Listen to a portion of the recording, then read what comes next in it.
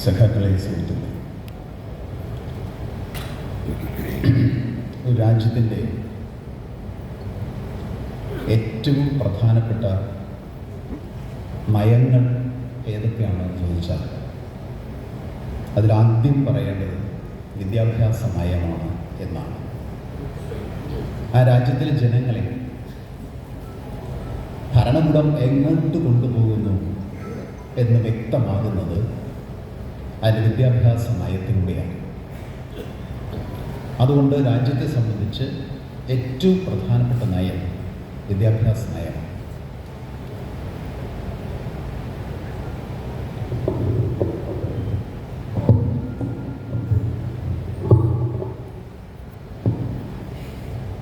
കേൾക്കാനില്ലേ?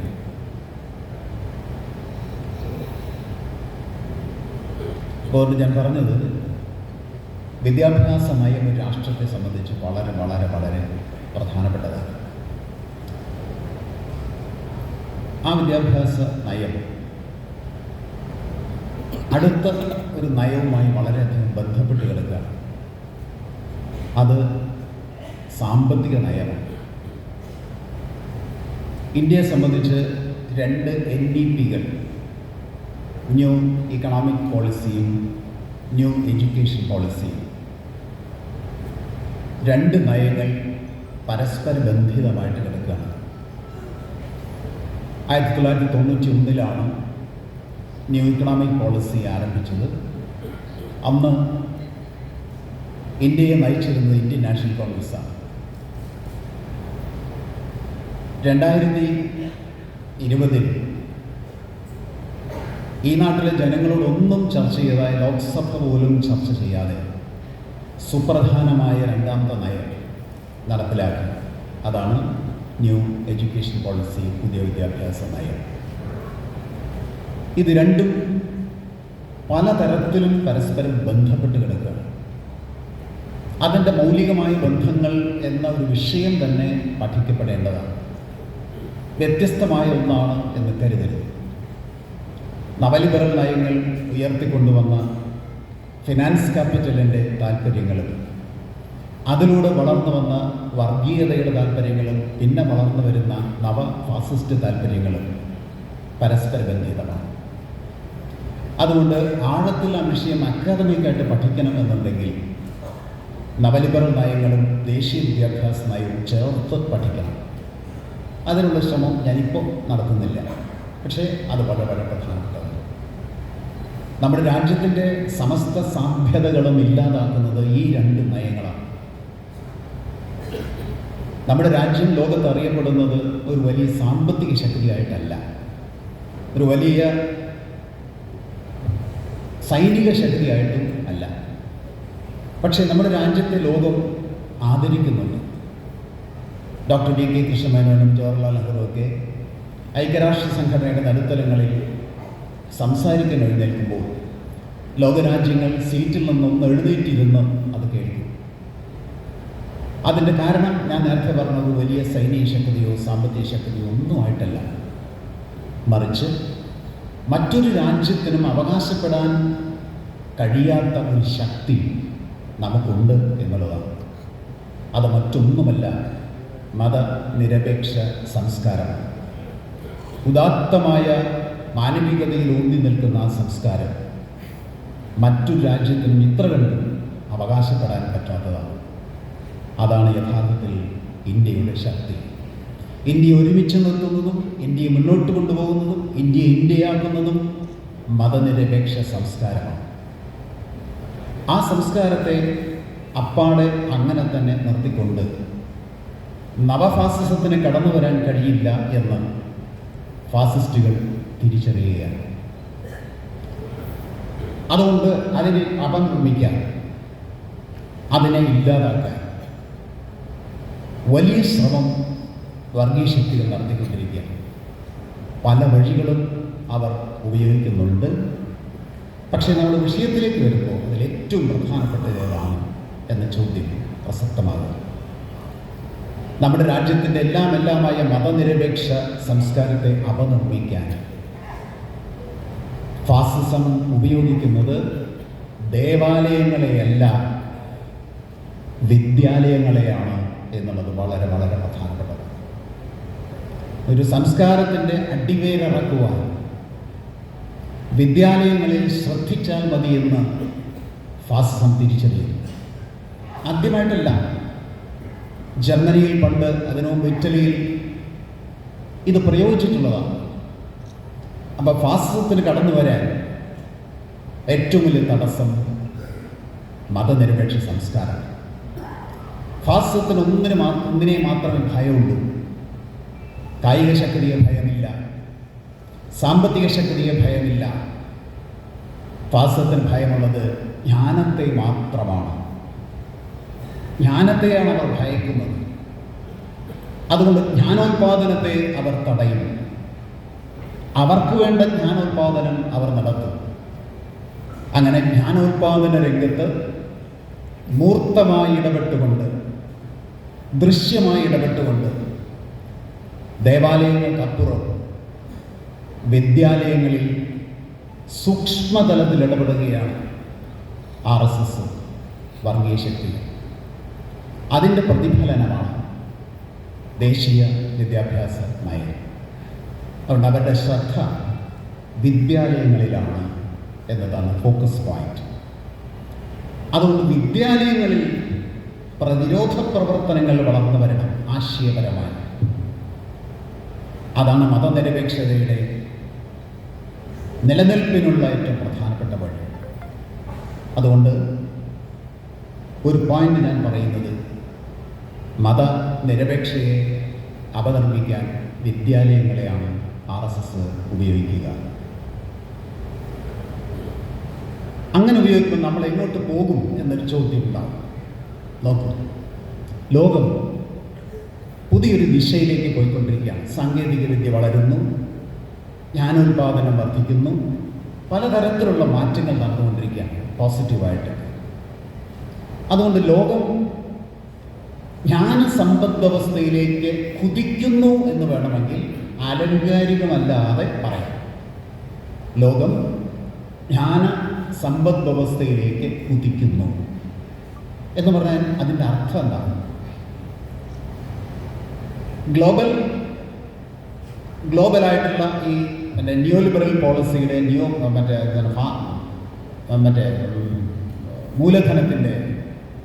ധനമൂലധനത്തിൻ്റെ തേരോട്ടങ്ങൾ അവസാനിച്ച ഒരു കാലഘട്ടത്തിൽ സാമ്രാജ്യത്വം പുതിയൊരു സമ്പദ് വ്യവസ്ഥയ്ക്ക് വേണ്ടി കരു നീക്കുകയാണ്. ന്യൂ ലിബറൽ പോളിസി തകർന്നു.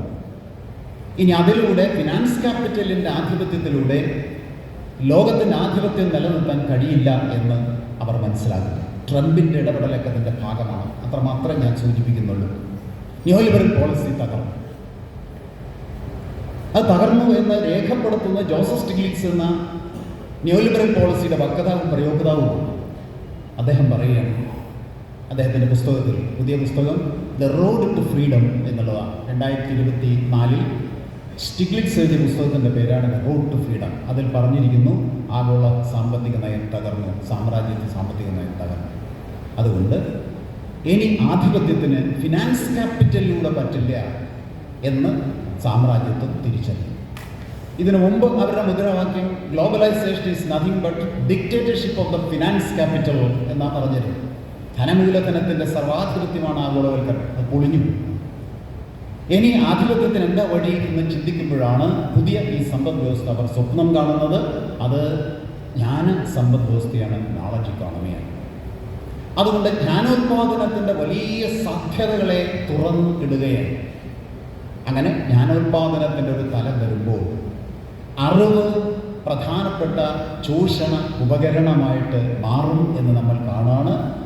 ഫിനാൻസ് ക്യാപിറ്റലിൻ്റെ സ്ഥാനത്ത് ഇപ്പോൾ ക്ലൗഡ് ക്യാപിറ്റൽ വന്നിട്ടുണ്ടെങ്കിലും അതിനപ്പുറത്തേക്ക് അത് നോളജ് ക്യാപിറ്റലായിട്ട് മാറും എന്ന് നാം കാണുകയാണ്. അതായത് ഉൽപ്പാദിപ്പിക്കപ്പെടുന്ന ജ്ഞാനത്തെ പൂർണ്ണമായിട്ടും കൈക്കലാക്കി കുത്തകയാക്കി, ആ കുത്തകയായ അറിവും ജ്ഞാനം ഉപയോഗിച്ച് മറ്റു രാജ്യങ്ങളെയും ജനതയെയും ചൂഷണം ചെയ്യുവാനുള്ള ഒരു പുതിയ സമ്പദ് വ്യവസ്ഥ വരികയാണ്. ഇതാണ് ആഗോള ജ്ഞാന സമ്പദ് വ്യവസ്ഥ. അപ്പോൾ ജ്ഞാനോത്പാദനത്തിൻ്റെ സമസ്ത തലങ്ങളിലൂടെയും ലോകം കുതിക്കുകയാണ്. കേരളം അതിൽ നിന്ന് വ്യത്യസ്തമായ ഒരു തലത്തിലാണ് എത്തുന്നത്. ന്യൂ എഡ്യൂക്കേഷൻ പോളിസിയെ പ്രതിരോധിക്കുവാനുള്ള ദാർശനികമായൊരു തലം കേരളം വികസിപ്പിച്ചെടുക്കുകയാണ്. നോക്കൂ, ഞാൻ നേരത്തെ പറഞ്ഞു ലോകം ജ്ഞാനസമ്പദ് വ്യവസ്ഥയിലേക്ക് പോവുകയാണ്. അവിടെ ഉൽപ്പാദിപ്പിക്കപ്പെടുന്ന അറിവ് കുത്തകവൽക്കരിക്കപ്പെടുക, പാറ്റന്റ് നിയമങ്ങളിലൂടെയെല്ലാം കുത്തകവൽക്കരിക്കപ്പെടുകയാണ്. കേരളം അതിന് ബദലാവുക. കേരളം ജനകീയ ജ്ഞാനോൽപാദന തലം ആയി മാറി ഒരു ജ്ഞാന സമൂഹത്തെ തന്നെ സൃഷ്ടിക്കുകയാണ്. അവിടെ എന്താ ചെയ്യുന്നത്? അതെങ്ങനെ പ്രതിരോധമായിട്ട് മാറുന്നത്? നോക്കൂ, കേരളത്തിൽ ഉൽപ്പാദിപ്പിക്കപ്പെടുന്ന ജ്ഞാനം അതാണ് സർവകലാശാലയിലുള്ള പ്രശ്നങ്ങളുടെ കടിത്തറ. സർവകലാശാലകളിൽ ഉൽപ്പാദിപ്പിക്കപ്പെടുന്ന ജ്ഞാനം ഈ സമൂഹത്തിൽ പൂർണ്ണമായിട്ടും വിന്യസിക്കുവാനാണ് ഇടതുപക്ഷ ജനാധിപത്യ മുന്നണി സർക്കാർ കേരളത്തിൽ ശ്രമിക്കുന്നത്. പൊളിറ്റിക്കലായിട്ട് നിലപാടതാണ്. അറിവ് കുത്തകയല്ല, അറിവ് ഉപയോഗിച്ച് ചൂഷണം ചെയ്യല്ല വേണ്ടത്, അറിവ് ഉപയോഗിച്ച് അധികാരത്തിൽ അല്ലെങ്കിൽ ആധിപത്യം സ്ഥാപിക്കുകയല്ല വേണ്ടത്, അറിവ് സമൂഹത്തിൽ വിന്യസിക്കുകയാണ് വേണ്ടത്. അങ്ങനെ പാടത്ത് നെല്ല് വിതയ്ക്കുന്നത് പോലെ അറിവ് സമൂഹത്തിൽ വിന്യസിച്ചാൽ കൂടുതൽ കൂടുതൽ അറിവുകളായി ഉയരും. അങ്ങനെ ജ്ഞാനോൽപാദനത്തിൻ്റെ സമഷ്ടി അക്ഷരാർത്ഥത്തിൽ സാർത്ഥകമാകുന്ന ഒരു സന്ദർഭം നമ്മുടെ സംസ്ഥാനത്തുണ്ടാകും എന്ന് കണ്ടുകൊണ്ട് പൊതുവിദ്യാഭ്യാസ സംരക്ഷണ യജ്ഞത്തിൻ്റെ അറിവിൻ്റെ സാർവത്രികവൽക്കരണത്തിൽ രണ്ടാം ഘട്ടമായി സർവകലാശാലകളുടെ സാർവത്രികവൽക്കരണം, ജനകീയവൽക്കരണം, ജനാധിപത്യവൽക്കരണത്തിലൂടെ ജ്ഞാനത്തിൻ്റെ സാർവത്രികവൽക്കരണം നടത്തി ഒരു സമൂഹം മുഴുവൻ ജ്ഞാനോൽപാദനത്തിന് തയ്യാറാകുന്ന ഒരവസ്ഥ നാം ഇന്ന് മുന്നിൽ കാണുകയാണ്. നവകേരളത്തിൻ്റെ ഏറ്റവും മനോഹരമായ ഒരു സങ്കല്പം ഇതാണ് എന്ന് ഞാൻ കരുതുകയാണ്. അങ്ങനെ ജ്ഞാനോൽപാദനത്തിന് ഒരു ജനത തയ്യാറാകുമ്പോൾ ലോകം ജ്ഞാനത്തെ കുത്തകവൽക്കരിക്കുന്നു. ലോകം ജ്ഞാനത്തെ കുത്തകവൽക്കരിക്കുമ്പോൾ ജ്ഞാനത്തെ ജനകീയവൽക്കരിക്കാൻ കേരളം ശ്രമിക്കുന്നു. അങ്ങനെ ജനകീയവൽക്കരിക്കുമ്പോൾ ഒരു സമൂഹം മുഴുവൻ ജ്ഞാനോൽപാദനത്തിന് തയ്യാറാകുന്നു. ആ സമൂഹത്തിൻ്റെ പേരാണ് ജ്ഞാന സമൂഹം. സാക്ഷര സമൂഹം എന്താ? ഒരു സമൂഹം മുഴുവൻ സാക്ഷരരാകുക, സാക്ഷരത നേടുക, 100% സാക്ഷരരാകുന്ന ഒരവസ്ഥ, അത് സാക്ഷര സമൂഹം എന്ന് നമ്മൾ പറയും.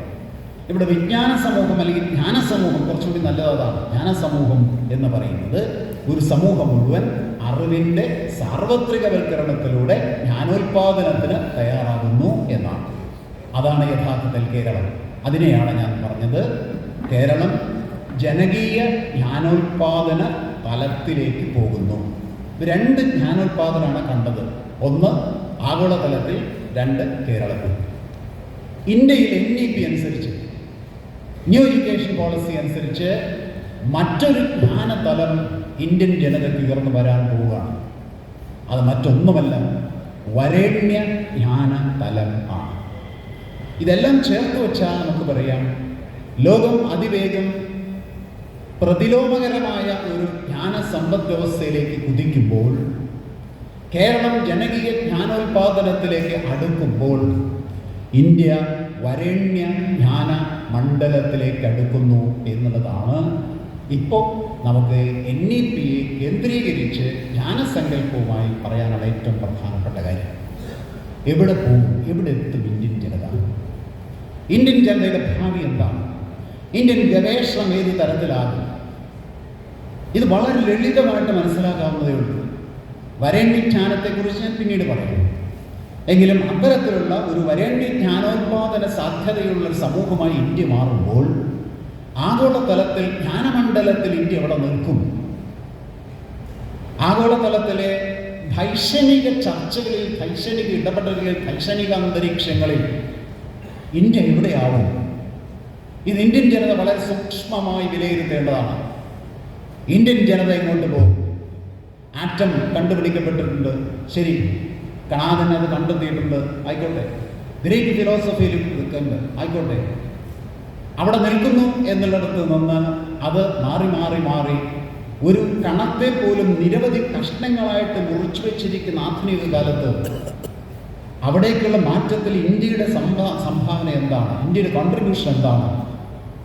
അതാണ് യഥാർത്ഥത്തിൽ വിവരിക്കപ്പെടേണ്ടത്. എല്ലാം പിന്നിലുണ്ട്, പിറകിലുണ്ട്, അതാണ് എല്ലാം എന്ന് പറയുന്ന ഒരു സങ്കല്പം വികസിപ്പിച്ചെടുക്കുമ്പോൾ അവിടെ നിന്ന് ലോകം ഇങ്ങോട്ട് എങ്ങനെ എത്തി, ശാസ്ത്രീയമായി എങ്ങനെ എത്തി, ആ മാറ്റത്തിൽ ഇന്ത്യയുടെ ശൈക്ഷണിക തലത്തിന് എന്ത് സംഭാവനകൾ ഉണ്ടായിരുന്നു, അതെല്ലാം വിശദീകരിക്കപ്പെടേണ്ടതും പഠിക്കപ്പെടേണ്ടതുമാണ്. ഞാൻ വിശദീകരണത്തിലേക്കല്ല പോകുന്നു. ഏതായാലും ഇന്ത്യ അങ്ങനെ ഒരു വരേണ്യ വൈജ്ഞാനിക തലത്തിലേക്ക് പോകുവാനുള്ള സാധ്യതയാണ് ന്യൂ എഡ്യൂക്കേഷൻ പോളിസി വളർത്തിയെടുത്തിട്ടുള്ളത്. ശരി, യഥാർത്ഥത്തിൽ ഇന്ത്യ എങ്ങോട്ടാണ് പോവേണ്ടത്? ഇതാണോ അല്ല എന്നുള്ളതാണ് നമ്മുടെ ഉത്തരം. നമ്മൾ ജനാധിപത്യ, മതനിരപേക്ഷ, സോഷ്യലിസ്റ്റ് മൂല്യങ്ങളുടെ ഒരു സമൂഹത്തെ കെട്ടിപ്പടുക്കുന്ന ജ്ഞാനതലത്തിലേക്ക് വിദ്യാഭ്യാസത്തിലൂടെ വളരണം. എന്താണ് നമ്മുടെ ഓൾട്ടർനേറ്റീവ്? അതാണ് നമ്മൾ കേരളത്തിൽ നടപ്പിലാക്കുന്നത്. അതാണ് ആഴത്തിൽ പരിശോധിക്കേണ്ട വിഷയം. അപ്പം അതുകൊണ്ടൊരു ജനാധിപത്യ, മതനിരപേക്ഷ, സോഷ്യലിസ്റ്റ് ചിന്തയുള്ളൊരു സമൂഹത്തെ വികസിപ്പിച്ചെടുക്കുക, അത്തരത്തിലുള്ള സമൂഹത്തിൻ്റെ വികാസമാണ് നേരത്തെ പറഞ്ഞ ജനകീയ ജ്ഞാനോത്പാദന തലത്തിലേക്ക് ഇന്ത്യയെ ഉയർത്തുവാനുള്ള പ്രധാനപ്പെട്ട വഴി. ആ രീതിയിൽ ഇന്ത്യൻ വിദ്യാഭ്യാസത്തെ നമ്മൾ കാണുമ്പോൾ ആധുനിക വിദ്യാഭ്യാസം എന്ന് പറഞ്ഞാൽ എന്താണ് എന്നൊരു ചോദ്യം പ്രസക്തമാണ്. ഇന്ത്യ കടന്നു വന്നത് നോക്കൂ, ഫ്യൂഡൽ വിദ്യാഭ്യാസ സങ്കല്പങ്ങളിലൂടെ. ആദ്യം ഫ്യൂഡൽ വിദ്യാഭ്യാസ സങ്കല്പങ്ങളുടെ പ്രത്യേകത എന്താ? ജ്ഞാനദാസ്യം എന്ന് പറയും. പലരും ഉപയോഗിച്ച വാക്ക് ഞാൻ വീണ്ടും ഉപയോഗിക്കുന്നത് മാത്രമേ ഉള്ളൂ. അവിടെ ജ്ഞാനോത്പാദനമുണ്ട്. ഏത് തലം വരെ, ഏത് തരം വരെ, അതിൻ്റെ ചെറിയതായ ഒരു ഒരൊറ്റ വാക്കിൽ പറയാവുന്ന കാര്യമാണ് ജ്ഞാനദാസ്യം എന്നുള്ളതാണ്. ജ്ഞാനം ഉൽപ്പാദിപ്പിക്കാൻ ചിലർക്ക് അവകാശമുള്ളൂവെന്നും ആ ജ്ഞാനം ഉപയോഗിക്കാൻ ചിലർക്ക് അവകാശമുള്ളൂവെന്നും ആ ഭാഗത്തേക്ക് ബഹുഭൂരിപക്ഷം വരും കടന്നു വരരുത് എന്നും ഉള്ളൊരു ദാസ്യതലം ജ്ഞാനത്തിനുണ്ടായിരുന്ന ജ്ഞാനദാസ്യകാലം കടന്നുപോയി. അതിനുശേഷം ഇന്ത്യയിൽ വന്നത് മെക്കോളെ പ്രഭു നേതൃത്വം നൽകിയ ഒരു കൊളോണിയൽ വിദ്യാഭ്യാസമാണ്. കൊളോണിയൽ വിദ്യാഭ്യാസം ജ്ഞാനദാസ്യത്തെ പൂർണ്ണമായിട്ടും ഇല്ലാതാക്കിക്കൊണ്ടാണ് നടപ്പിലാക്കിയതെന്ന് പറയാൻ കഴിയില്ല. അല്ല എന്ന് തന്നെ പറയേണ്ടി വരും. അതുകൊണ്ട് അവിടെ ഒരു യഥാർത്ഥത്തിൽ മെക്കോളെ വിദ്യാഭ്യാസം ഇന്ത്യയിൽ കൊണ്ടുവന്നത് പരിമിതമായ ജ്ഞാനോത്പാദനം എന്നുള്ള ഒരാശയമാണ്. വളരെ ആഴത്തിൽ വിദ്യാഭ്യാസത്തെക്കുറിച്ച് മനസ്സിലാക്കേണ്ട വിഷയമാണ്. ഒരു ജനത ഉയരരുത്, ഒരു ജനത ശൈക്ഷണിക തലത്തിൽ ഉയരരുത്, ജ്ഞാനോത്പാദനത്തിൽ അവർ അവരുടെ കഴിവനുസരിച്ച് വളരരുത്. അതിന് ഒരു പരിധി വേണം. ആ പരിധി നിശ്ചയിക്കുന്നതിന് ജ്ഞാനപരിമിതി എന്ന് പറയുന്നു. അപ്പം ജ്ഞാനദാസ്യത്തിൽ നിന്നും ജ്ഞാനപരിമിതിയിലേക്കുള്ള സംക്രമണത്തെ വേണമെങ്കിൽ ഫ്യൂഡലിസത്തിൽ നിന്നും കൊളോണിയൽ കാലഘട്ടത്തിലേക്കുള്ള മാറ്റത്തെ നമുക്ക് പറയാവുന്നതാണ്. അപ്പം അങ്ങനെ ഒരു ജ്ഞാനപരിമിതി, അതൊന്നുകൂടി വ്യക്തമാക്കാം. ഒരു ബ്രെയിൻ 4 ഘട്ടങ്ങളിലൂടെ കടന്നു പോകണം. അതാണ് വിദ്യാഭ്യാസം. എന്താണ് വിദ്യാഭ്യാസം എന്ന് പറഞ്ഞാൽ ഒരു മനുഷ്യനെ സംസ്കരിക്കുന്നതാണ്, മനുഷ്യനെ മനുഷ്യനാക്കി മാറ്റുന്ന പ്രക്രിയയാണ്. നേരത്തെ ഇവിടെ സുരാജ് സൂചിപ്പിച്ചു, മനുഷ്യനെ ഹിന്ദുവാക്കി മാറ്റലല്ല, മനുഷ്യനെ മനുഷ്യനാക്കി മാറ്റുന്നതാണ്.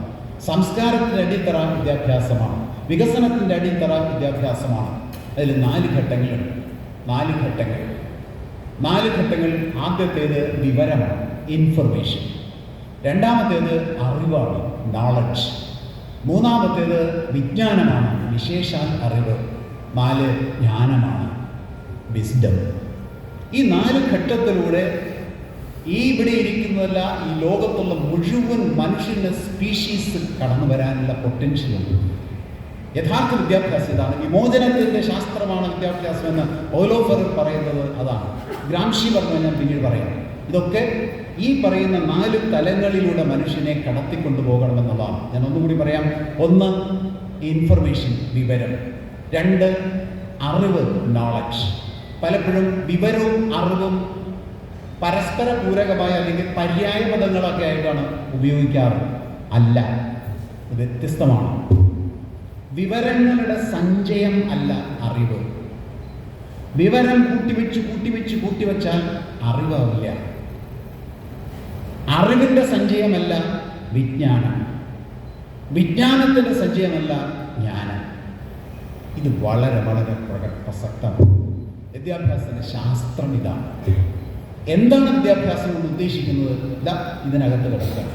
ഇതിലേത് തലം വരെ ബ്രെയിനെ വളർത്താം അത് നിശ്ചയിക്കുന്ന ഭരണകൂടമാണ്. ഭരണകൂടം ഒരു ജനതയെ എത്ര വരെ എത്തിച്ചാൽ മതി?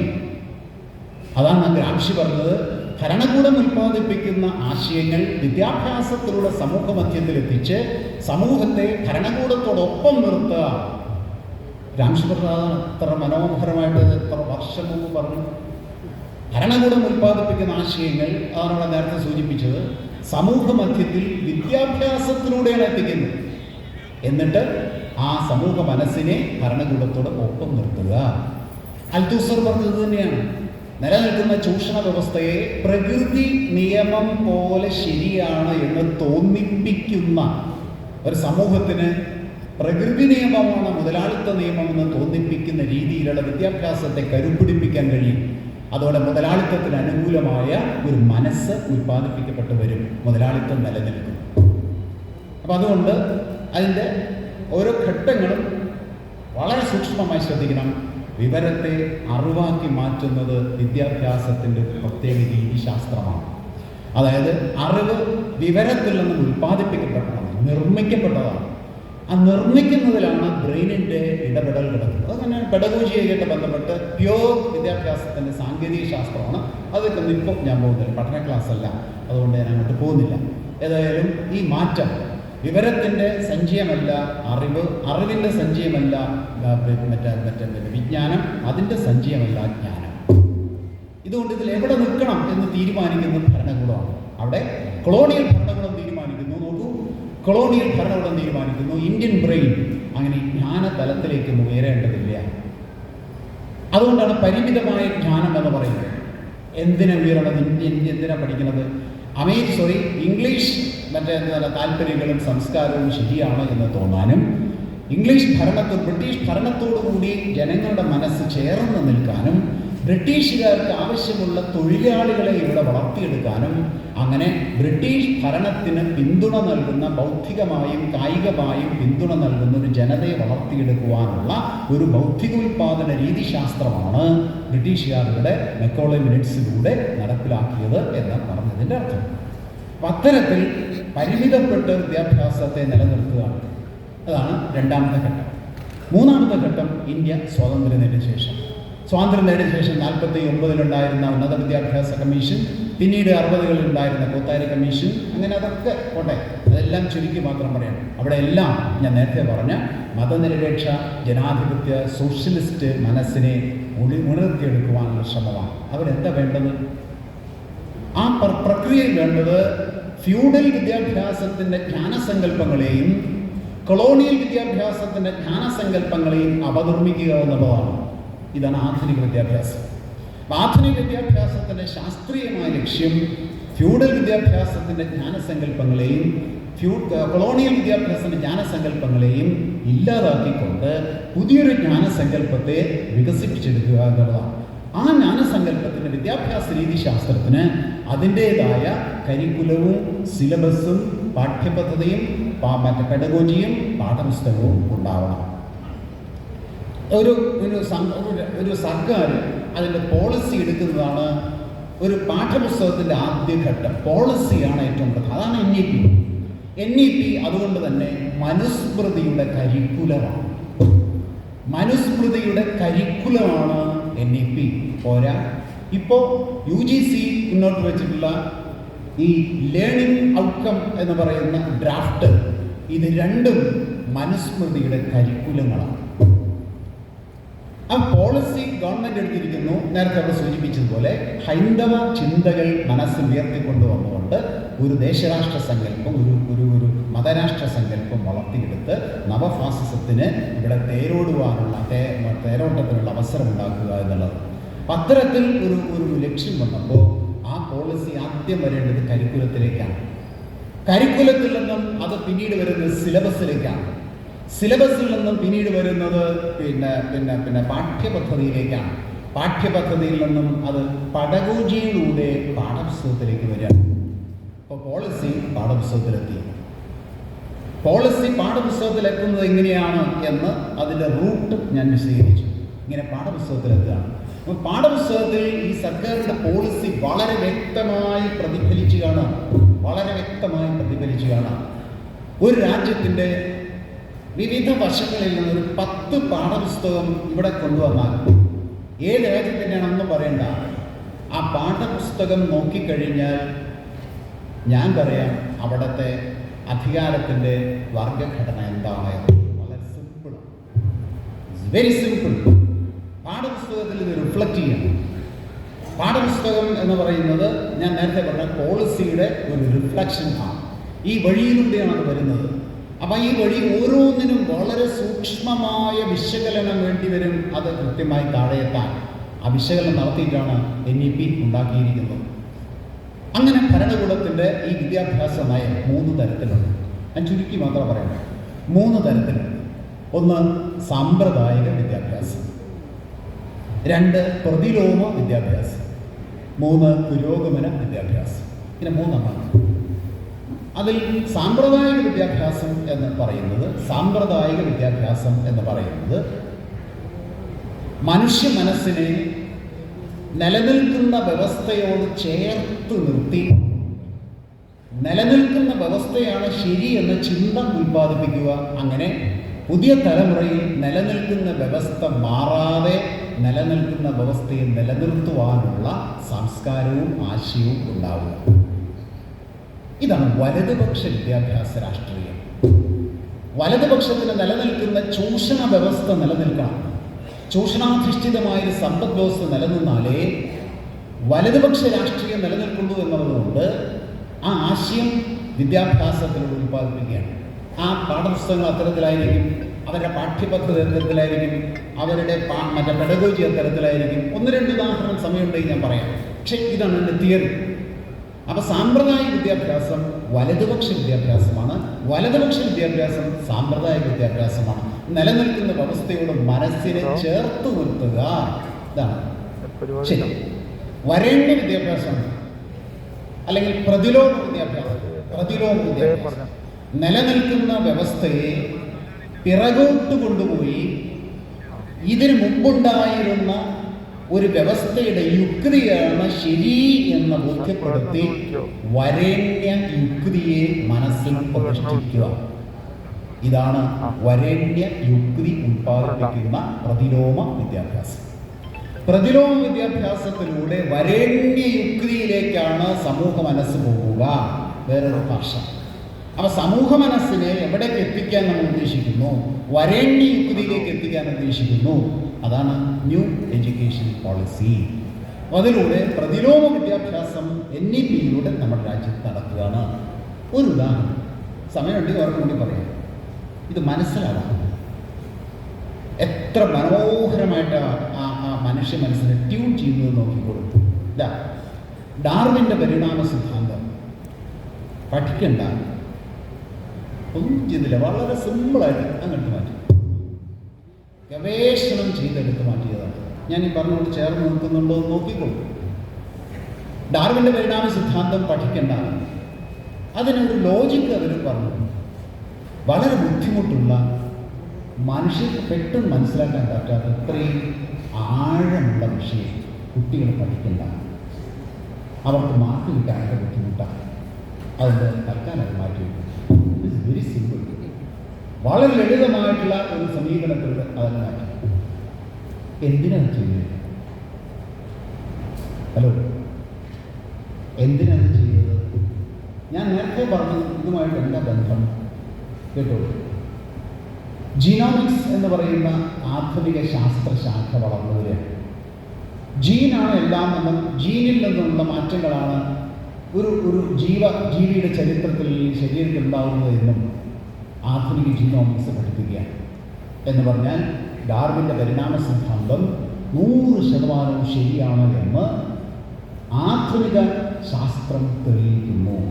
ആ സമയത്താണ് അതെടുത്ത് കളഞ്ഞ് പുതിയ തലമുറയ്ക്ക് ഈ പറയുന്ന ഡാർവിൻ്റെ പരിണാമ സിദ്ധാന്തത്തെക്കുറിച്ച് ധാരണയില്ല എങ്കിൽ ആ മനസ്സിൽ നേരത്തെ സൂചിപ്പിച്ച പോലെ പല മിത്തുകളെയും അവതരിപ്പിച്ച് മനുഷ്യ മനസ്സിൽ സൃഷ്ടിവാദമാണ് ശരി എന്ന ഒരാശയം ഉത്പാദിപ്പിക്കുകയാണ്.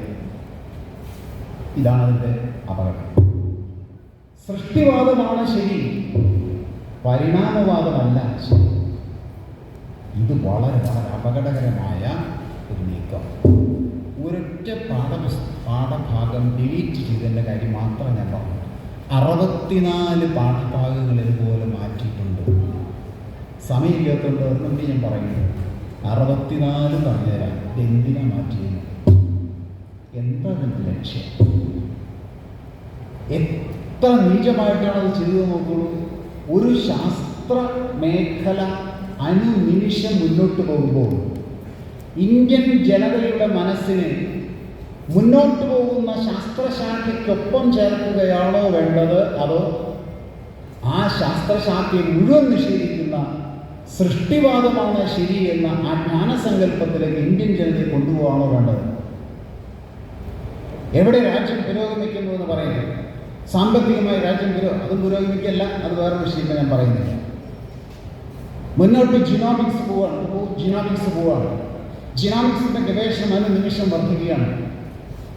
ആർട്ടിഫിഷ്യൽ ഇൻ്റലിജൻസ് കൂടി, നാനോ ടെക്നോളജി കൂടി വന്നപ്പോൾ എവിടേക്കാണ് പോവുക എന്ന് സ്വപ്നം പോലും കാണാൻ പറ്റാത്ത രീതിയിൽ ജിനോമിക്സ് വളരെയാണ്.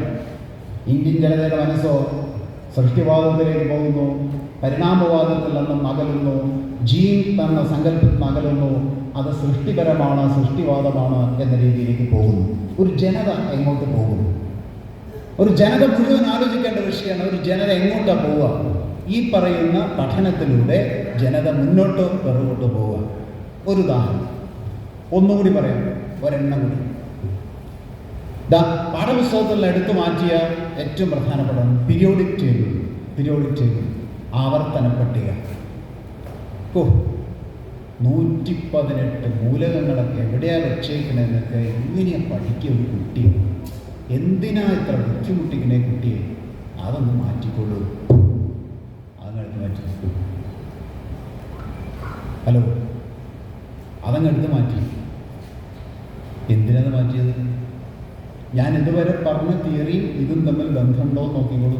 ഒരെണ്ണം പറഞ്ഞപ്പോൾ മനസ്സിലായി, ഏകദേശം വരേണ്ട യുക്തിയിലേക്ക് കൊണ്ടുപോവാണ്. പീരിയോഡിക് ടേബിൾ എന്ന് പറയുന്നത് ഈ പ്രപഞ്ചത്തിൻ്റെ ഫിലോസഫിയാണ്. അവിടെ മൂലകങ്ങൾ വിന്യസിച്ചിരിക്കുകയാണ്. Hydrogen, helium, lithium, beryllium, boron, carbon, nitrogen, oxygen, neon, sodium തുടങ്ങി എല്ലാ മൂലകങ്ങളും വിന്യസിച്ചിരിക്കുന്നു. ഇവിടെ ഹൈഡ്രജൻ, അവിടെ ഹീലിയം. അതൊന്നും കെമിസ്ട്രി അറിയാത്തവർക്ക് എന്ത് ഇങ്ങോട്ട് കൈ അങ്ങോട്ട് കൈ എന്ന് മനസ്സിലാവില്ല. അറിയണവർക്ക് മനസ്സിലായിട്ടുണ്ടാവും. രണ്ടും ഗ്യാസാണ്, പക്ഷെ രണ്ട് അറ്റത്താണ് വെച്ചിരിക്കുന്നത്. ഈ ഹൈഡ്രജൻ എന്ന് പറഞ്ഞ ഗ്യാസിൻ്റെ അടിയിൽ ആൽക്കലിയും മറ്റുള്ളതായിട്ടുള്ള ലിത്തിയം, സോഡിയം വെച്ചിരിക്കുകയാണ്. അങ്ങനെ ലിത്തിയം വെച്ചിരിക്കുന്നു, അതിൻ്റെ ഇടയിൽ സോഡിയം വെച്ചിരിക്കുന്നു. അപ്പോൾ ഇങ്ങനെ മനോഹരമായിട്ട് ഇത് അറേഞ്ച് ചെയ്ത് എന്താണെന്ന് അറിയാമോ? പ്രപഞ്ചത്തിൻ്റെ ഫിലോസഫി. അതായത് ഗ്യാസും മെറ്റലും, ഗ്യാസും നോൺ മെറ്റലും ഗ്യാസും തമ്മിലുള്ള സ്ഥൂല സൂക്ഷ്മ ബന്ധങ്ങൾ ഈ പ്രപഞ്ചത്തിൽ എന്തൊക്കെയാണ് എന്ന് ഈ പീരിയോഡിക് ടേബിൾ നോക്കിയാൽ നമുക്ക് പറയാൻ പറ്റും. Very simple. അയൺ എന്ന് പറയുന്ന മൂലകം, ഇരുമ്പ്, അത് ഒറ്റയ്ക്ക് എവിടെയെങ്കിലും പ്രപഞ്ചത്തിൽ കാണോ? കാണില്ല. ഭൂമിയിൽ കാണോ? ഇല്ല. അത് മറ്റു പല മൂലകങ്ങളുമായി ചേർന്നാണ് ഈ ഭൂമിയിൽ കാണുന്നത്. എന്താ ആ മൂലകമായിട്ട് ചേരാൻ കാരണം? വേറൊരു മൂലകമായിട്ട് എന്താ ചേരാതിരുന്നേ? ഈ മൂലകങ്ങൾ തമ്മിലുള്ള പരസ്പര ബന്ധങ്ങളാണത് കാണിക്കുന്നത്. അതൊക്കെ ഈ പീരിയോഡിക് ടേബിൾ വളരെ വ്യക്തവും കൃത്യവുമായി പറഞ്ഞിരിക്കുകയാണ്. യഥാർത്ഥത്തിൽ അതിനെ പ്രപഞ്ചത്തിൻ്റെ ഫിലോസഫി എന്ന് പറയും. ആ പീരിയോഡിക് ടേബിൾ സിലബസിൽ മാറ്റി. ഇപ്പോൾ ഞാൻ പറഞ്ഞു ഹൈഡ്രജൻ, അതിൻ്റെ അടിയിൽ ലിത്തിയം, അതിൻ്റെ അടിയിൽ സോഡിയം എന്ന് പറഞ്ഞു. സിമിലർ ആയിട്ടുള്ള ക്യാരക്ടറുകൾ ഒരേ കോളത്തിൽ വെച്ചിരിക്കുകയാണ്. എല്ലാം ഓഡ് ഇലക്ട്രോൺസ് ആണ്. ഹൈഡ്രജൻ ഗ്യാസാണ്, ഒരു ലിത്തിയാണ്. ലിത്തിയം ഉപയോഗിച്ച് ലിത്തിയം ബാറ്ററി എന്നുള്ളത് നിങ്ങൾ വായിച്ച ലിത്തിയം ബാറ്ററി കണ്ടിട്ടുണ്ടാവും. ലിത്തിയം ബാറ്ററിയൊക്കെ ഞാനൊക്കെ ഇത് പഠിപ്പിക്കുന്ന കാലത്ത് ലിത്തിയത്തിൻ്റെ താഴെയാണ് സോഡിയം. നല്ല ഓർമ്മയുണ്ട്. ലിത്തിയത്തിൻ്റെ ക്യാരക്ടർ തന്നെയാണ് സോഡിയത്തിന്. ലിത്തിയത്തിൻ്റെ പോലെ സോഡിയത്തിനും പ്രവർത്തിച്ചുകൂടായില്ല എന്നൊക്കെ വർഷങ്ങൾക്ക് മുമ്പ് പറഞ്ഞിരുന്നു. കഴിഞ്ഞ ദിവസം പത്രത്തിൽ കണ്ടു ലിത്തിയം ബാറ്ററി എന്നുള്ളത് പലതരത്തിലും ഒന്ന് മാറ്റിക്കളയേണ്ട ഒരു സന്ദർഭത്തിലേക്ക് വരികയാണ്. അതുകൊണ്ട് പുതിയ ഒന്ന് കണ്ടെത്തിയിരിക്കുന്നു. അത് ചൈനയിലാണ് ആദ്യം കണ്ടെത്തിയത്. അത് സോഡിയം ബാറ്ററിയാണ്, സോഡിയം അയോൺ ബാറ്ററിയാണ്. അതിൻ്റെ ശാസ്ത്രത്തെക്കുറിച്ചല്ല ഞാൻ പറയുന്നത്. പക്ഷേ പീരിയോഡിക് ടേബിൾ ഒന്നിൻ്റെ താഴെ എത്രയോ വർഷങ്ങൾ വെച്ചിരുന്നത് അതേ ഉപയോഗത്തിന് ബാക്കിയുള്ള മൂലകങ്ങൾക്ക് കഴിയുന്നു എന്നുള്ള തിരിച്ചറിവ് ഒരു ജനതയുടെ ചിന്തയെ എങ്ങോട്ട് കൊണ്ടുപോകും. ഒരു ജനതയുടെ ധൈഷണിക ഇടപെടലിനെ എങ്ങോട്ട് കൊണ്ടുപോകും? ഇതെടുത്ത് കളഞ്ഞു. എന്തിനാണെന്നറിയോ? Very simple. നോക്കൂ, നേരത്തെ പറഞ്ഞ ഈ മിത്തുകളൊക്കെ ശരിയാണെന്ന് തോന്നാവുന്ന വിധം പഞ്ചഭൂത സിദ്ധാന്തമാണ് ശരി. പീരിയോഡിക് ടേബിളുകളുടെ ഈ ശാസ്ത്രം പഠിക്കേണ്ടതില്ല. വളരെ മൗലികവും അപകടകരവുമായിട്ടുള്ളൊരവസ്ഥയിലേക്ക് ഇന്ത്യൻ ജനത പോവുകയാണ്. ഇന്ത്യയിലെ പുതിയ കുട്ടികൾ പീരിയോഡിക് ടേബിൾ പഠിക്കുന്നില്ല എങ്കിൽ 118 കഴിഞ്ഞ് 119, 120 മൂലമൊക്കെ കണ്ടുപിടിച്ച് കഴിഞ്ഞു. അതൊക്കെ പീരിയോഡിക് ടേബിൾ വന്നു കഴിഞ്ഞു. എത്രയോ വർഷം മുമ്പ് ഈ മൂലം കണ്ടെത്തിയാൽ അത് ഇവിടെയാണ് വരിക എന്ന് പറഞ്ഞിട്ടുണ്ടെന്നോ, അത് കറക്റ്റ് അവിടെ വന്നിരിക്കുന്നു. ഇനിയും വരാം ഒരുപാട് മൂലകങ്ങൾ. ആ മൂലകങ്ങളുടെ മാറ്റങ്ങളും അതുണ്ടാക്കുന്ന ഈ സമൂഹത്തിലെ മാറ്റങ്ങളും അതുണ്ടാക്കുന്ന ശാസ്ത്രലോകത്തെ മാറ്റങ്ങളും ഇത് പഠിക്കാത്ത ഇന്ത്യൻ തലമുറ എങ്ങനെയാണ് പഠിക്കുക, എങ്ങനെ മനസ്സിലാക്കുക, എങ്ങനെ ഗവേഷണം നടത്തുക, എവിടേക്ക് പോകുന്നു എന്നുള്ളത് വളരെ ലളിതമായി മനസ്സിലാക്കും. It is simple. എത്ര ആസൂത്രിതമായ ഒരു ജനതയെ പുറകോട്ട് കൊണ്ടുപോകുന്നു നോക്കുന്നു. നിങ്ങളുടെ ഫാഷനി ലോകം വളരണ്ട, നിങ്ങളുടെ ജ്ഞാനോത്പാദനം ഒരു പരിധി വരെ മതി. ഇതാണ് ജ്ഞാനദാസ്യം എന്ന് പറഞ്ഞിരുന്ന, അതായത് മറ്റേ ഫ്യൂഡൽ കാലഘട്ടത്തിലെ വിദ്യാഭ്യാസ രീതി. അതുപോലെ തന്നെയാണ് മഹാത്മാഗാന്ധിയുടെ വധം പഠിക്കേണ്ട. അവിടെ മതനിരപേക്ഷത അപനിർമ്മാണത്തിനൊരു പാഠഭാഗത്തെ മനോഹരമായിട്ട് ഉപയോഗിക്കാം. മതനിരപേക്ഷ സംസ്കാരത്തെയാണ് വെടിവെച്ച് കൊന്നത് എന്ന് ക്ലാസ്സിൽ പറഞ്ഞ് പഠിപ്പിക്കാൻ പറ്റുന്ന ഒരു സാഹചര്യം പാഠപുസ്തകത്തിൽ ആ വിഷയം ഇല്ലാതായതോടുകൂടി നഷ്ടപ്പെട്ടിരിക്കുകയാണ്. അതുപോലെ തന്നെ മുഗൾ സാമ്രാജ്യം ഇല്ലാതാകുന്നു.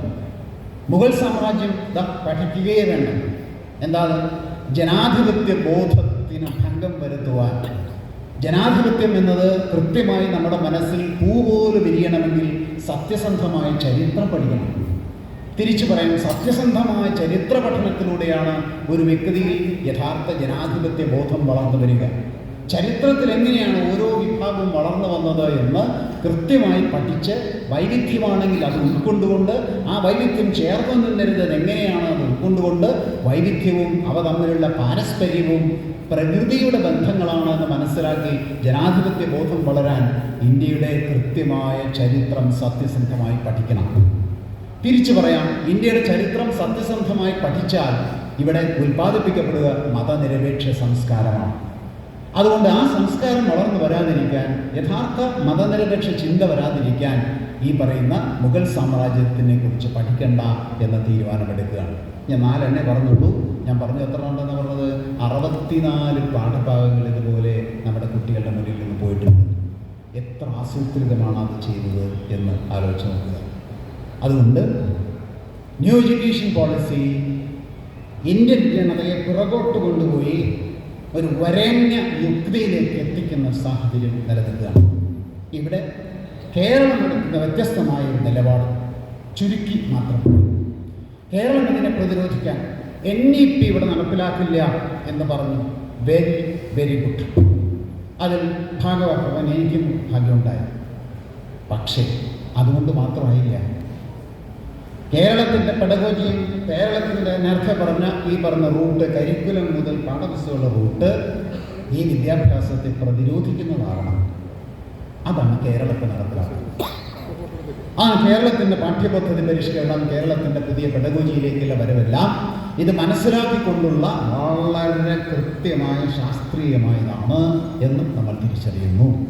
അതുകൊണ്ട് കേരളത്തിലെ ജനതയുടെ മനസ്സിൽ മതനിരപേക്ഷ സംസ്കാരത്തിൻ്റെ വളർച്ചയ്ക്ക് സാധ്യതയൊരുങ്ങുന്നു. ഒരു പുതിയ ജ്ഞാനലോകത്തിൻ്റെ വളർച്ചയ്ക്ക് സാധ്യത ഒരുങ്ങുന്നു. അതുതന്നെയാണ് കേരളത്തോട് ഇത്ര വലിയ ദ്വേഷ്യമുണ്ടാകുന്നത്, കേരളത്തോട് വെറുപ്പുണ്ടാകുന്നത്, കേരളത്തോട് എതിർപ്പുണ്ടാകുന്നത് എന്ന് നമ്മൾ തിരിച്ചറിയണം. പുതിയൊരു ജ്ഞാനോത്പാദനത്തിൻ്റെ തലം വളർന്നു വരുമ്പോൾ, മതനിരപേക്ഷ സംസ്കാരത്തിൻ്റെ തലം ഉയർന്നു വരുമ്പോൾ അത് നവ ഫാസിസ്റ്റ് പ്രതിരോധ ശക്തിയായിട്ട് മാറും എന്നുള്ള തിരിച്ചറിവാണ് കേരളത്തെ ഇത്ര കണ്ട് അവഗണിക്കാനും അതുപോലെ തന്നെ പലതരത്തിൽ കേരളത്തിൽ തിരിച്ചറിവുണ്ടാക്കുവാനുള്ള അവസ്ഥ ഉണ്ടാക്കിയത്. അതുകൊണ്ട് കേരളത്തിൻ്റെ വിദ്യാഭ്യാസത്തിൻ്റെ പ്രത്യേകത ഈ പറയുന്ന പുതിയ പെഡഗോജിയും പുതിയ പാഠ്യപദ്ധതിയുമാണ്. ഒരു ചെറിയ ഉദാഹരണം ഞാൻ പറയാം. എങ്ങനെയാണ് ഒരു മനസ്സിൽ വിദ്യാഭ്യാസത്തിലൂടെ ഒരു ആശയം കൊടുക്കാൻ കഴിയുക? സിമ്പിളായിട്ട് ഒരു ഉദാഹരണം ഞാൻ പറയാം, വളരെ വെരി സിമ്പിൾ. കുമാരനാശാൻ്റെ ഒരു കവിത ഒരു ക്ലാസ്സിൽ പഠിപ്പിക്കും, അധ്യാപകരുണ്ടാവും ഞാൻ കരുതി. കുമാരനാശാൻ്റെ കവിത ക്ലാസ്സിൽ പഠിപ്പിക്കുകയാണ്. കുമാരനാശാൻ നവോത്ഥാനത്തിന് ശേഷം മതനിരപേക്ഷ സംസ്കാരം സമൂഹത്തിൽ ഉണരുന്നതിന് വേണ്ടി ചില നവോത്ഥാന ഭാവുകത്വ മൂല്യങ്ങൾ കവിതയിൽ ഉൾപ്പെടുത്തി. അതിലേറ്റവും പ്രധാനപ്പെട്ടത് ചണ്ടാലഭിക്ഷുകിയാണ്. ചണ്ടാലഭിക്ഷുകി എന്ന കവിത പഠിക്കാൻ വരുമ്പോൾ അതങ്ങനെ തന്നെ കൃത്യമായിട്ട് പാടാൻ പഠിപ്പിക്കാം. ഒരു തെറ്റും കൂടാതെ പാടാൻ പഠിപ്പിക്കാം, തെറ്റും കൂടാതെ എഴുതാൻ പഠിപ്പിക്കാം. അങ്ങനെ പഠിപ്പിച്ചതുകൊണ്ട് ആ മനസ്സിൽ നമ്മൾ ഉദ്ദേശിക്കുന്ന തരത്തിലൊരു മതനിരപേക്ഷ ചിന്ത വളർന്നു വന്നോളം എന്നില്ല. പക്ഷേ പെഡഗോജിക്കൽ അപ്രോച്ചിൻ്റെ പ്രത്യേകതകളുണ്ട്. നോക്കൂ, ആ കവിതയുടെ ചണ്ടാലഭിക്ഷുകി എന്ന കവിതയുടെ കേന്ദ്ര ആശയം എന്താണ് എന്നൊരു ചോദിച്ചാൽ അതിന് ഒറ്റ ഉത്തരവേ ഉള്ളൂ. ആ ഒറ്റ ഉത്തരം വികസിപ്പിച്ചെടുക്കുന്നതിലാണ് ക്ലാസ് വിജയിക്കുന്നത്. ആ വാക്ക് ദാഹം എന്നുള്ള വാക്ക്.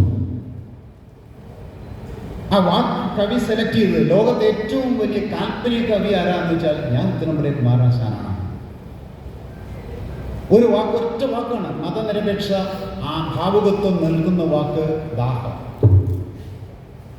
ജാതി മതം തിരിച്ചാണ് ദാഹം? അല്ല. മനുഷ്യർക്ക് മാത്രമാണോ ദാഹം? അല്ല. ജീവികൾക്കും അതുപോലെ തന്നെ സസ്യങ്ങൾക്കും ദാഹമില്ലേ? ദാഹം ജാതിക്കും മതത്തിനും അപ്പുറമാണ്. ദാഹം ജീവനുള്ള ഏത് സ്പീഷീസിനും ജന്മനാ ഉണ്ടാകുന്ന ഒരു വികാരമാണ്. ഇതൊരു ക്ലാസ്സിൽ ഈ തരത്തിലുള്ള കവിത ബൈഹാർട്ട് പഠിക്കുന്നതോടൊപ്പം ഈ ആശയവും ആ ക്ലാസ്സിൽ പറഞ്ഞു കഴിഞ്ഞാൽ ആ മനസ്സ് ബ്രൈറ്റായി ശരിയാണല്ലോ. ഓരോ വികാരങ്ങളും ജാതിയും മതവും തിരിച്ചല്ലല്ലോ, ഓരോരുത്തരുടെയും പണവും പണമില്ലായ്മയും തിരിച്ചല്ലല്ലോ. ആ ചിന്ത മനസ്സിൽ ഉണർത്തുവാൻ ആ പെഡഗോജിക്കൽ അപ്രോച്ച് ഇതാണ് NEP ഇല്ലാതാക്കുന്നത്. അത് ഭൂഗോളം ബൈഹാർട്ട് പഠിക്കുക, ഇതിൻ്റെതായ ക്ലാസിക്കൽ എക്സാമ്പിൾസ് പലതുകൊണ്ട് അത് മുഴുവൻ പാഠപുസ്തകത്തിൽ മറ്റേ പകർത്തി മാർക്ക് വാങ്ങിക്കുക എന്ന രീതി വിട്ട് കേരളം ഈ ഒരു അപ്രോച്ച് സ്വീകരിക്കുകയാണ്. അപ്പോൾ കുട്ടികളുടെ മനസ്സിൽ ഈ പറയുന്ന മതനിരപേക്ഷമായൊരു ചിന്ത വളർന്നു വരികയാണ്. ദാഹം അത് മാത്രം പോരാ. ആ ദാഹിക്കുമ്പോൾ നമുക്ക് എന്താ വേണ്ടത്? വെള്ളമാണ്. ആര് വെള്ളം കൊടുത്താൽ ആ ദാഹം മാറുക? എന്തായിരുന്നു?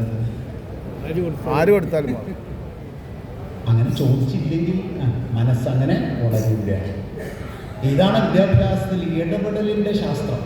പെഡഗോജി എന്ന് പറയുന്ന സിലബസ് അതിലുണ്ടായിട്ടില്ല. പെഡഗോജി എന്ന് പറയുന്നത് പെഡഗോജി ഒരു പ്രതിരോധമാണ്. ഞാൻ പറഞ്ഞു പോയത് ഈ കവിത ഇങ്ങനെ കാണപ്പാടം ചെല്ലുമ്പോൾ ഇതുവല്ലോ ആണോ? ഒന്നുമില്ല. അവിടെ അതേ വിഷയത്തെ തന്നെ പെഡഗോജിക്കലായിട്ട് സമീപിക്കുമ്പോൾ എന്താ? ദാഹം മാറാൻ എന്ത് വേണം? വെള്ളം. അത് കുട്ടി പറയും. ആര് വെള്ളം തരണം? സിമ്പിളായിട്ട് ഉത്തരവ്, ആര് വെള്ളം കൊടുത്താലും ദാഹം മാറും. ഈ ആര് വെള്ളം കൊടുത്താലും ദാഹം മാറും എന്നുള്ളത് കുട്ടിയുടെ മനസ്സിൽ സൃഷ്ടിക്കുന്ന ഒരു ലോകം വർഗീയ ലോകമല്ല, മാനവികതയുടെ ലോകമാണ്. അവിടെ കുമാരനാശാൻ വീണ്ടും പറയണം, ജാതി ചോദിക്കുന്നില്ല ഞാൻ. അടുത്ത് ഞാൻ പറയില്ല, പറയൂ. രശ്മിക്കുട്ടി ആണോ? എത്ര വർഷം മുമ്പ് എന്താ പറഞ്ഞത്? സോദരി എന്ന് കേട്ടോ. ജാതി ചോദിക്കുന്നില്ല ഞാൻ നിർത്തിയതിനാ? ഇതൊരു പെഡഗോജി ആയതുകൊണ്ടാണ്. ഇങ്ങനെ അല്ലാണ്ട് എനിക്ക് പറയാം, ജാതി ചോദിക്കുന്നില്ല ഞാൻ സോദരിയും. നിങ്ങളുടെ മനസ്സിൽ ഒരു വാക്കും പ്രത്യേകമായി തങ്ങി നിൽക്കുന്നില്ല. ജാതി ചോദിക്കുന്നില്ല ഞാൻ സോദരി. എന്താണ് സോദരി? കണ്ട, മാനവികത വേറൊരു തരത്തിൽ വളർന്നു വരുന്നു. വേറൊരു തരത്തിൽ മാനവികത വളരുകയാണ്. ഇത് ഓരോ പാഠവും ഓരോ വിഷയം എടുത്ത് ഇതുപോലെ എല്ലാം പറഞ്ഞു തരാനാണ്. ഒരു കൊച്ചു സാധനം മാത്രം എടുക്കുന്നതാണ്.